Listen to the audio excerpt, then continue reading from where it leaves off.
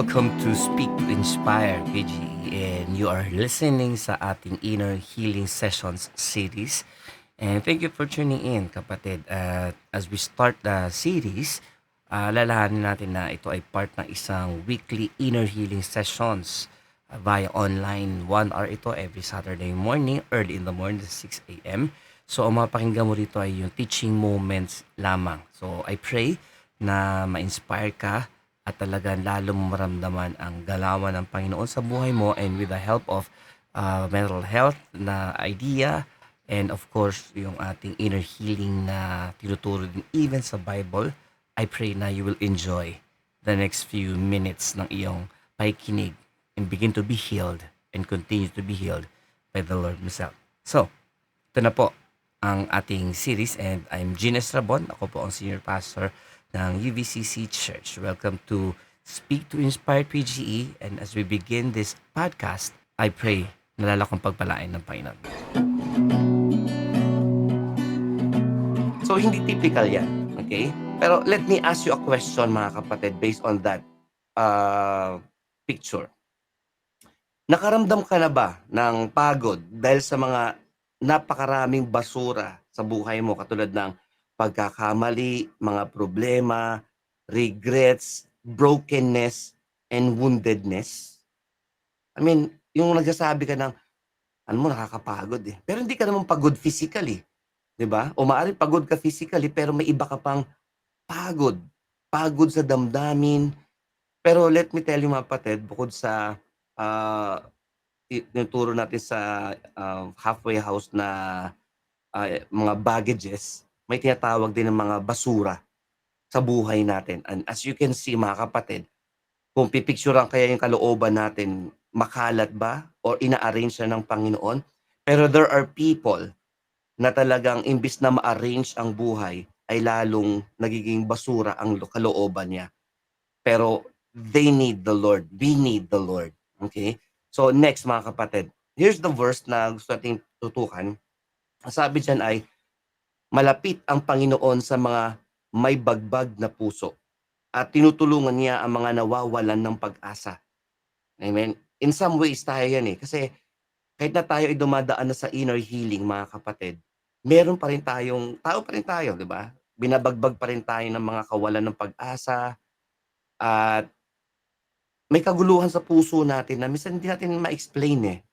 Pero praise the Lord, because of God's grace, katulad ng story ni Jen, from glory to glory, from faith to faith, from uh, favor to God's favor, and from one small victory to many small victories, may ginagawa ang Panginoon. And that's one thing na dapat natin ipagpasalamat. Amen ba? At ngayon, mga kapatid, as we began this ating inner healing session, itong episode 1 natin, let us be inspired with this. Si Lord ay garbage collector na mga basura ng buhay mo. Buhay ko, buhay nating lahat. Amen? Nandiyan ba kayo? Garbage collector? Si Lord, garbage collector? Ano ba yan? Parang ang gulo ata. Yeah, mga kapatid, dito tuwing Wednesday kami ay dumadaan pala dito yung garbage truck ng Brentwood. At kailangan ready ka. Pag hindi mo na ilabas yung basura mo that time, aalis ang truck at habulin mo lang sa somewhere. Pero kapag na-timingan mo, ko-collect niya yon at iiwan niya lang yung mga lagayan, syempre. Yung sako, yung pinaka-can or whatever. Pero as we can see, mga kapatid, kino-collect niya. So, tingnan natin, okay? Ano ba ang mga basura ng buhay natin, mga kapatid, na kailangan natin ilabas sa gate para i-kolektahin ng Panginoon? Bawat isa sa atin ay may dalang basura. Ano yung mga basura na yon? Sugat, kasalanan, okay, pag-aalala, mga brokenness, woundedness, and whatever pa. Isolation, nabanggit ni Jen kanina, from being joyful and pagiging faithful, naging isolated and full of condemnation at marami pang iba. Okay? tayo may mga kanya-kanya tayong mga basura, and what God wants us from us mga kapatid ay yung makolekta niya yung basura natin. And si who's this? Si Jeans po ay nag-PM sa akin last time tungkol sa post ng GMA7 at ito ang nakalagay. This was, I don't know, Monday ata or Saturday. Sabi dun sa nung April 21 pala ito, sabi dito, Philippines mental health quotient worsens in 2024 according to study. Okay? And that's yung mental health mga kapatid, yan yung dapat maging healthy. Yung mental and spiritual and emotional dapat maging healthy. So, according sa news ng GMA7, lumalala daw. Lumalala yung mga nagkakaroon ng mental health quotient, yung mental health problems and issues and whatever. Pag sinabing mental health quotient, parang EQ yan o kaya IQ. Okay? Pag IQ ay tumataas, okay yan. Pero pag mental health quotient ay nag-worse, hindi okay yan. So as you can see mga kapatid, this is a real and present danger. At kung kakausapin niyo ako siguro mga 10 years ago about mental health, sabihin ko ay ano yan, psychology yan, pang pang-diablo yan, lalo 15 years ago. Pero 5 years before the pandemic, may ginawa ang Panginoon sa puso ko na tanggapin na this is a real and present danger. At kung nabasa ninyo yung tungkol sa 15-year-old na bata na nagpakamatay dahil walang time yung parent niya sa kanya at yung tito niya na nakatira sa kanila ay, no, I don't know kung gaano katotoo yun. Pero given mga kapatid, it happened. May mga naka-counseling ako dati na halos malapit doon. Okay? Yung pagiging at loss niya sa kanyang father figure, wala siyang naging tatay na kinamulatan. Okay? Later on, nagkaroon siya ng mga illicit relationship. And later on, naging Christian siya, pero na-realize niya yung longing niya sa isang tatay ay na-misinterpret niya kasi mentally, he's not healthy or she's not healthy. So, that's one thing. Now, ang tanong ngayon mga kapatid, paano garbage collector si Lord? Okay? Mabilis lang to. Okay? Again, ang ano natin ay si Lord ay garbage collector. Yung illustration na yun, okay? I pray na mas gets natin. Paano nagiging garbage collector si Lord? Una, God collects the garbage of your past. Yung iko-collect ng Panginoon, yung nangyari sa'yo from yesterday pabalik o maski an hour ago. Okay? Yung nangyari sa past mo, even 10 years ago, even 20 years ago. Pero ikaw na nangangailangan ng inner healing, you need to be uh, bold enough, you need to be kumbaga masipag enough para ilabas yung basura mo sa gate and then kolektahin. Kasi hindi yung katulad ng basurero namin dito, hindi yan bubukas ng gate and then papasok sa bahay, akin na yung basura nyo at antay namin kita 1 oras. Hindi. Si Lord ganun din. Kapag hindi mo nilabas ang basura mo, hindi siya magba-barge in at pepwersahin ka, "Oy, Annalyn, akin na yung basura ng buhay mo." Hindi. Dadaan siya 'pag walang nakalabas, hindi na dadamputin. Ang ibig ko sabihin ay kapag hindi mo kino-confess, hindi mo inaamin, hindi mo ma-identify yung roots that causes, the fruits that caused by the roots, kung ikaw ay may shame, may root iyan. Bakit ikaw ganyan ang ugali mo? May root iyan. Amen ba? Nandiyan ba kayo? Yeah, yung ano nagiging problem sa'yo, okay? Anything, kokolektahin ng Panginoon yan. The question now is, willing ka ba na ibigay ang basura mo sa Lord? At alam mo ba yung basura mo? Alam mo dito sa bahay, minsan nakakolektan, naitatapon namin ni Grace yung mga basura o ni Chief. Pero usually, yung basura ko sa office ko, pagbalik ko, ay, ano ba yan? So, need to wait another few days bago makolekta uli. Minsan may mga ganun tayo, no? Na ibigay natin mga basura natin, pero may mga naiiwan. Kapag na-realize mo na may naiwan, let God collect it. Pangalawa, God transformed what was polluted. Kung ang mga mental health issues ay nagma-maximize sa error mo, sa pagkakamali natin, sa mga kasalanan natin, sa mga wrong decisions natin, doon sila nagma-maximize at yung bad nagiging worst to worst. Well, si Lord kapag kinuha niya yung basura mo, 'pag kinuha niya yung kasalanan mo at binigay mo sa kanya yung kasalanan mo, papalitan niya ng kabanalan. So, it's more than transformation, it's an exchange. Ang nata-transform ikaw. You were dead in your sin, ngayon you're alive in Christ. Gets niyo ba mga kapatid? I pray nagiging malinaw sa inyo ito 'no.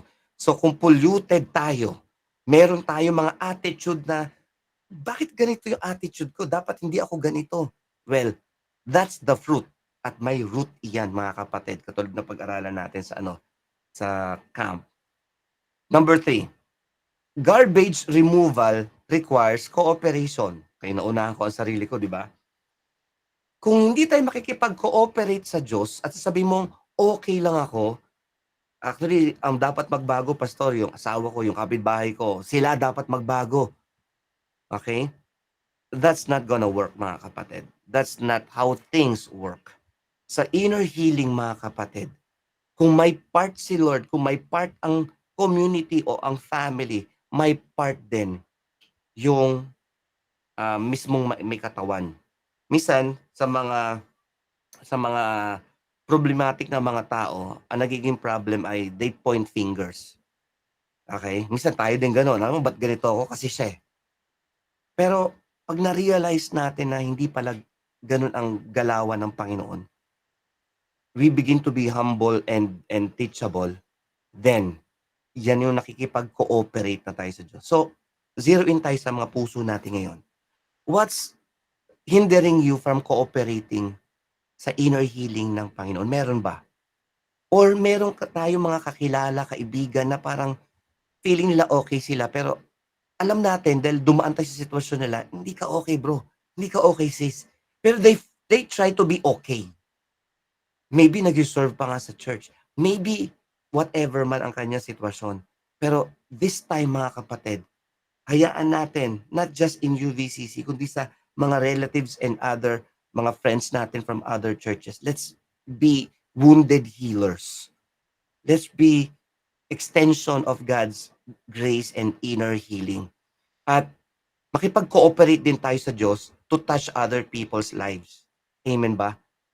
At katulad nung kay Jen, I'm sure Jen, na gagamitin ka ni Lord sa mga young pro o mga teenagers na maaring dumaan din sa dinaanan mo. And there are people, mga kapatid, na magma-match doon sa ating mga pinagdaanan. Okay? And number 4, paano garbage collector si Lord? Eto pa. God does the routine cleanups. Okay? Hindi 'to ginagawa ng ordinaryong basurero. Kasi pagdaan nila, bahala ka sa buhay mo. Basta pagdaan namin, kukunin namin, bahala ka na diyan. Pero continuous man silang pumupunta, pero kung ano lang nilabas mo, yun lang yung aanuhin niya, kukunin niya. Hindi siya makialam, "Baka may basura pa kayo diyan." Never na nag-remind ang mga siguro nadadaan sila. Pero si Lord ang kaiba siya sa tipikal na basurero. Si Lord, bababa yan ng truck niya, papasok ng gate iyan, and then kakatok siya. Baka may iba pa kayong basura na gusto niyong i-surrender. That's the routine cleanups ni Lord. Besides dun sa binibigay mong basura na na-identify mo na, minsan si Lord sasabihin niya, "Braille check again." Meron sa corner ng puso mo, dun sa attic, yung merong, at or dun sa underground mo, nakita mo yung mga maliit na box dun, Braille? Actually, basura din yun, Braille. Example lang, Braille, ha. Ganun si Lord. Tutulungan ka niya na i-identify. At ito yung point na naasar tayo kay Lord. Kasi ano ba yan si Lord? Pati ba naman yung papakialaman? No. The right thing there ay sabihin natin kay Lord na, "Okay, Lord, ito yung something na problema ko. Lord, salamat sa pag-identify." At pwede kang mag-ouch. Sasabihin mo, Jamaica, "Ouch Lord, sakit na naman yan." Sasabihin mo, "Lord, thank you sa conviction." Wag mo sabihin kay Lord na, "Lord, nakaka-offend ka Lord ha.